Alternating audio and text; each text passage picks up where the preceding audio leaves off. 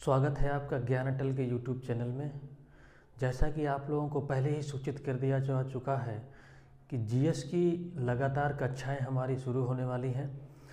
इस जीएस की कक्षाओं के प्रारंभ में हम लोग सबसे पहले भारतीय संविधान को आपके सामने प्रस्तुत कर रहे हैं और भारतीय संविधान में सबसे पहले प्रस्तावना से हम लोग शुरुआत करने जा रहे हैं। दोस्तों, भारतीय संविधान हो, इतिहास हो, भूगोल हो या अन्य जीएस के जो विषय हैं, इनमें सबसे ज़्यादा फोकस हमें कहाँ करना चाहिए जिससे कि आगे आने वाले समय में हम प्रश्नों को बहुत अधिक से अधिक सॉल्व कर सकें। विद्वान बनना तो किसी के लिए इतनी आसान बात नहीं है। अगर विद्वान ही बनना होता तो हम लोग पीएचडी वगैरह करें। हम लोगों की पढ़ाई सार्थक तभी होगी जब हम लोग परीक्षा हॉल में जा कर के उन प्रश्नों को सॉल्व कर सकें जिनके सहारे हमें सरकारी नौकरी प्राप्त हो सके। हम लोग जो ये प्लान लाए हैं, इस प्लान के तहत एक दिवसीय परीक्षाओं के साथ साथ बैंक, एसएससी, लेखपाल या किसी एक दिवसीय उत्तर प्रदेश के अंदर या बाहर जो परीक्षाएं हुई दिल्ली पुलिस से लेकर उसके साथ साथ आरओ और पीसीएस के प्रारंभिक परीक्षा में आपको ज़बरदस्त लाभ होगा।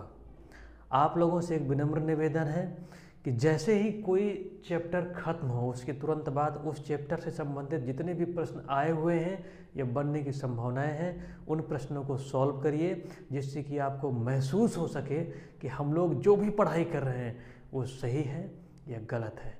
इसी श्रृंखला में सबसे पहले हम प्रस्तावना को पढ़ेंगे। बचपन में हम लोग पढ़ते थे, कोई निबंध लिखते थे तो उसमें सबसे पहले लिखते थे प्रस्तावना। उसका मतलब होता था कि जो भी हमें पूरे निबंध में चीज़ें लिखनी हैं उसका संक्षेप में हम प्रस्तावना में लिख दिया करते थे। इसी तरह भारतीय संविधान को जानने के लिए कि भारतीय संविधान के अंदर क्या है, भारतीय संविधान को जो जानने की जो कुंजी है वो प्रस्तावना में निहित है। सबसे पहले हम जानेंगे प्रस्तावना का जो नींव कहाँ से पड़ी या कहाँ से इसकी शुरुआत मानी जाती है। पंडित जवाहरलाल नेहरू ने 13 दिसंबर 1946 को उद्देश्य प्रस्ताव पारित किया। उद्देश्य प्रस्ताव का मतलब कि भारतीय संविधान में उद्देश्य कौन कौन से निहित हैं, किन किन उद्देश्यों से मिल करके हमारा संविधान का निर्माण होगा। और ये बहुत इम्पॉर्टेंट है परीक्षा की दृष्टि से। हम लोग उन चीज़ों को फोकस करेंगे जो एकदम परीक्षा की दृष्टि से महत्वपूर्ण है। आप केवल इतने को पढ़ के जाइएगा, आपको किसी भी चीज़ की ज़रूरत नहीं पड़ेगी। 13 दिसंबर 1946 को उद्देशिका या प्रस्तावना, उद्देशिका ही लिखा जाता है आमतौर पे, उद्देशिका प्रस्ताव लाया गया और 22 जनवरी 1947 को ये जो प्रस्ताव था ये पास हो गया और बहुत ज़्यादा प्रश्न यहाँ से पूछे जाते हैं।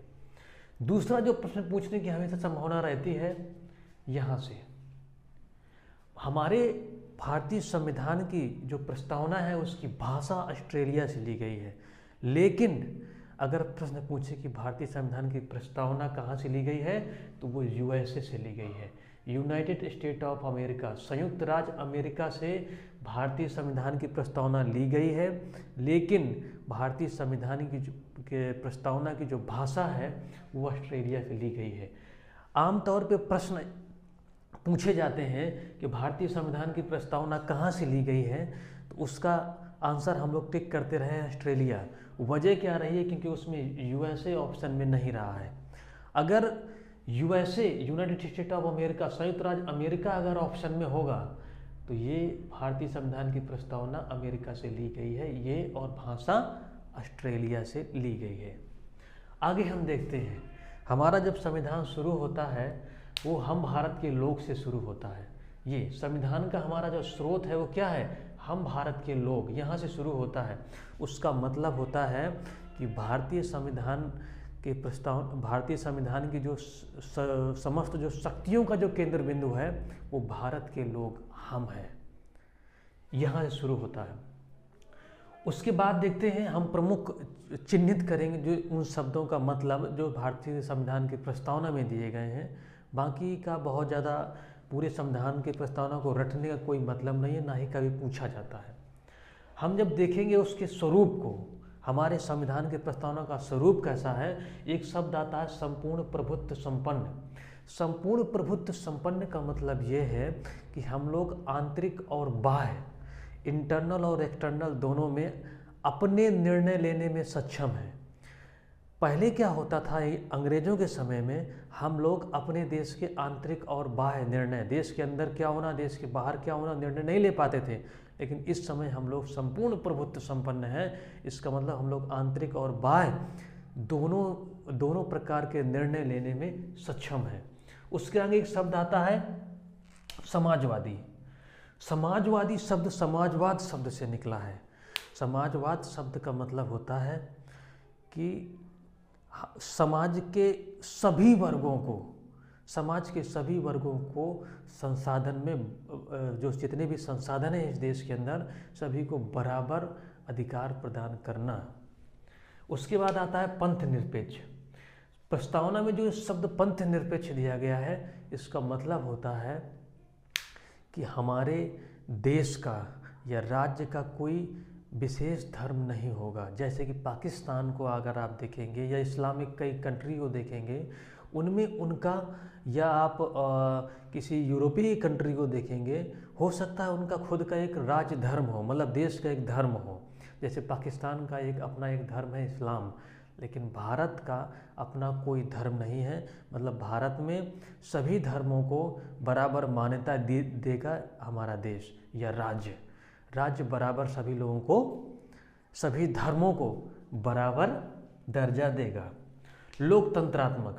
लोकतंत्रात्मक तो आप जान ही रहे हैं, जनता के द्वारा, वही है अब्राहम लिंकन वाली लाइन, अर्थात जनता के द्वारा चुने हुए प्रतिनिधियों के सहारे इस देश की संपूर्ण शासन व्यवस्था को संचालित किया जाएगा। उसके बाद शब्द आता है गणराज्य। ये बहुत महत्वपूर्ण शब्द है। अक्सर लोग लोकतंत्र और गणराज्य में या गणतंत्र में कन्फ्यूज हो जाते हैं।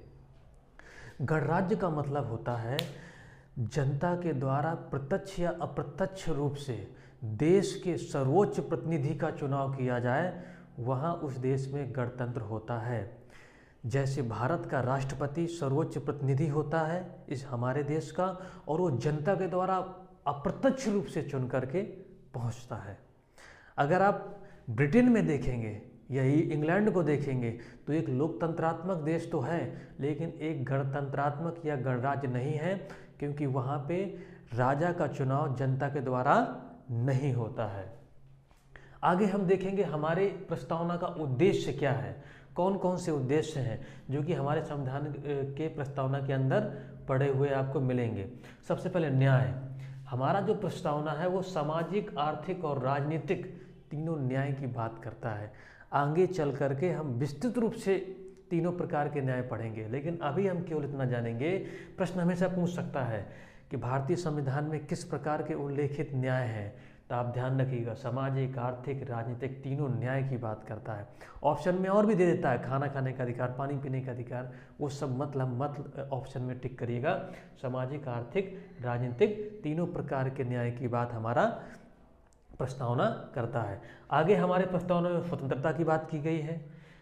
सीधी सी बात है, भारत में अगर आप अपने कार्य करने में या जैसे आप जीवन जीने का अधिकार वगैरह वगैरह, अगर आपके पास स्वतंत्रता नहीं है तो आप निश्चित तौर पे एक अच्छे समाज का निर्माण नहीं कर सकते हैं। एकता की बात करता है हमारा प्रस्तावना व्यक्ति की गरिमा की बात करता है। हम व्यक्ति की गरिमा का मतलब क्या है कि व्यक्ति को जीवन जीने के लिए एक महत्वपूर्ण व्यक्ति का भाग होता है, वो होता है व्यक्ति की गरिमा। जैसे समाज में कोई अछूत है, समाज में अल्पसंख्यक वर्ग है, उसको बराबर की नज़र से हमारा संविधान देखेगा। अगर आप किसी के ऊपर ओछी टीका टिप्पणी करते हैं जिससे उसकी गरिमा का हनन होता है, उसके आधार पर आप सुप्रीम कोर्ट भी जा सकते हैं। जैसे अरविंद केजरीवाल के ऊपर अरुण जेटली साहब ने मानहानि का केस किया था। उन्होंने कहा था कि इन्होंने हमारी गरिमा को ठेस पहुंचाई है। उसके बाद में माननीय केजरीवाल जी को उसके लिए माफ़ी भी मांगनी पड़ी थी। राष्ट्र की एकता की बात करता है हमारे देश का प्रस्तावना, और अखंडता और बंधुता की भी बात करता है। ठीक है। अखंडता का मतलब खंड एक होता है, खंड एक होता है अखंड। खंड का मतलब कई भागों में बटा हुआ, अखंड का मतलब मिला हुआ, कई भागों से मिल करके हमारे देश का, कई राज्यों से, छोटे छोटे राज्यों से मिलकर हमारे देश का निर्माण हुआ है और वो अखंड है, मतलब उसको आप तोड़ नहीं सकते हैं। बंधुता की बात करता है, भाईचारे की बात करता है हमारे देश की प्रस्तावना। इन सब से हम भारतीय संविधान के अंदर क्या है इसको हम अच्छे से समझ सकते हैं यदि हम इन भारतीय प्रस्तावनाओं को अच्छे से समझ लें। अर्थात संविधान को जानने की कुंजी है हमारे देश का प्रस्तावना। उसके बाद हम देखेंगे इसको लेकर के हमारे संविधान को लेकर कुछ विवाद भी हुए हैं।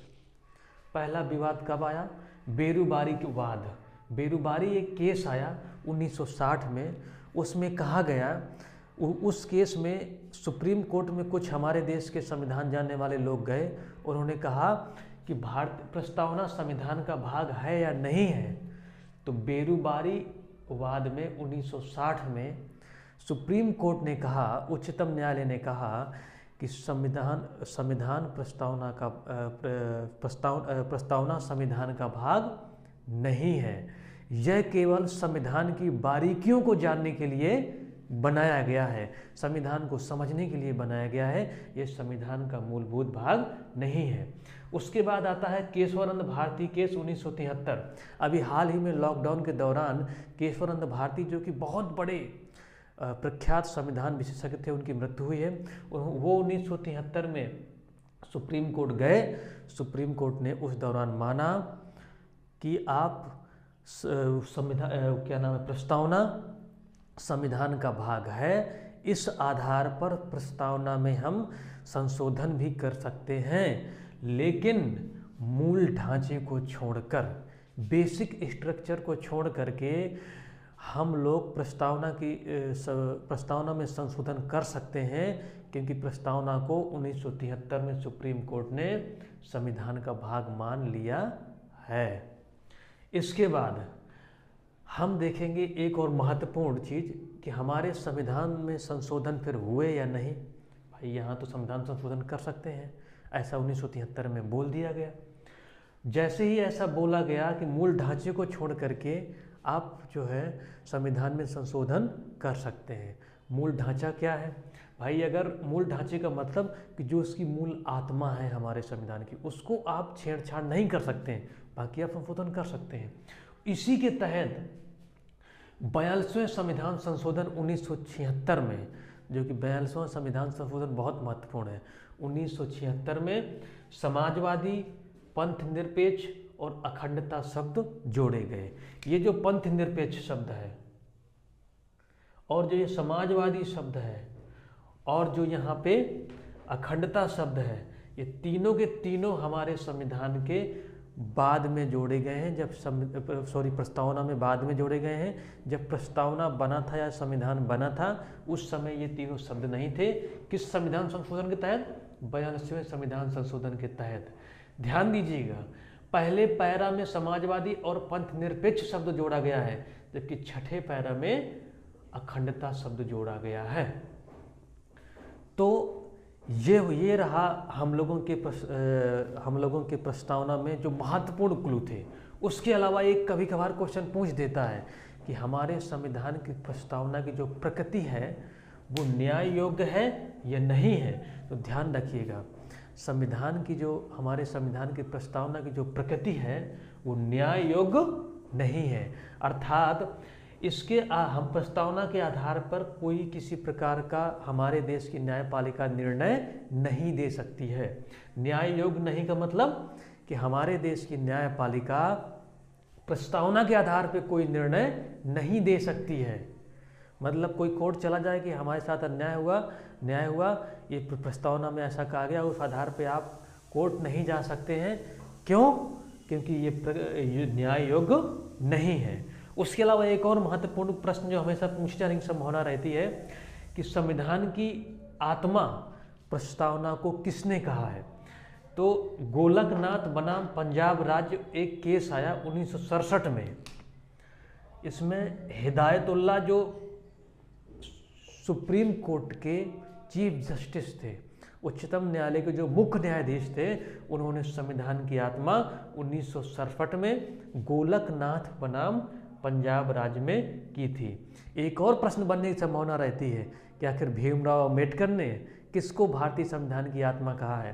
तो भीमराव अम्बेडकर साहब ने अनुच्छेद 32 को संवैधानिक उपचारों का अधिकार, जो कि आगे हम आने वाले समय में पढ़ेंगे जब हम फंडामेंटल राइट्स पढ़ेंगे, मौलिक अधिकार पढ़ेंगे, उसको अनुच्छेद 32 को भीमराव अम्बेडकर ने कहा है संविधान की आत्मा। जबकि हिदायतुल्लाह ने 1967 में गोलकनाथ बनाम पंजाब राज्य केस में संविधान की आत्मा प्रस्तावना को कहा था। इस तरह से दोस्तों आज हम लोगों ने इसको आप नोट डाउन कर लीजिएगा, केवल इतने को नोट डाउन कर लीजिएगा, बाकी कुछ भी पढ़ने की आपको उसमें आवश्यकता नहीं है। संपूर्ण प्रश्न इसको यदि आपको प्रूफ चाहिए तो आप प्रश्नों के विगत आए हुए समय में प्रश्नों के उत्तर के आधार पर चेक कर सकते हैं। चलिए आज के दिन प्रस्तावना समाप्त हुआ। मिलते हैं आपसे नए सेगमेंट पे।